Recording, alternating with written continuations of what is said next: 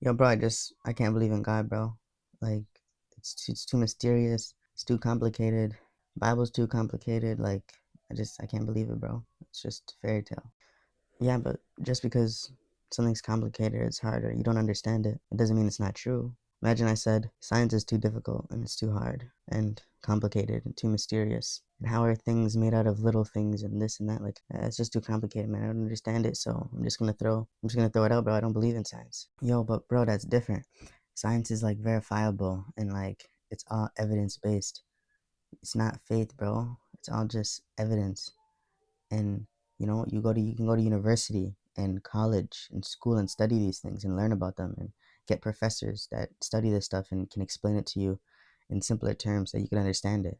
But you can go to seminary, you can go to a pastor, priest, somebody that knows more about theology that could explain it to you and break it down to you. It says in the Bible that everything is plain to see, that God has made his invisible qualities understandable, right? By just looking at creation, by looking at nature itself, that it begs for a creator, right? That it has a beginning, that all of these things that you just say science, science, science, science doesn't tell you anything. Scientists do. And there are Christian scientists that say otherwise. There are religious scientists that don't believe in those presuppositions that you hold. Because again, how does everything come from nothing? How does life come from non-life? How do any of these things happen? Science will tell you about all the molecules shaking and jiggling around in the pot of tea boiling on the kettle and all of the thermodynamics, etc., etc. But the God question isn't something that opposes it. It's like saying, why is the cup of tea being made? Who made the cup of tea? It's my Aunt Jenny. She boiled the pot of tea for me.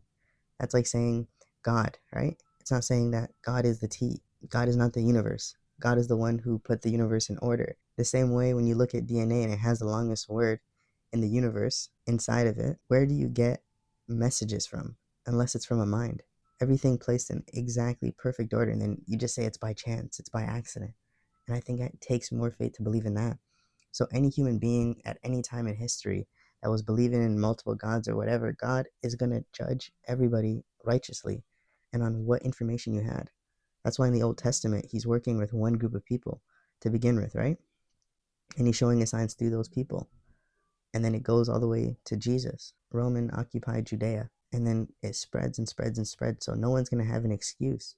So you just pointing to people in the past and saying they may have never heard. So God, is really a bad planner. You don't know what plan God had for them. You don't know what God did for them. You don't know if God appeared to them. You don't know what happened there. So it's an argument from silence. You know what, bro? I just don't want to believe. In reality, I'm not trying to find God the same way a criminal ain't trying to find the police. And I'm on the run. So I don't care for any of these things you say. I really want to live life the way I want to live life.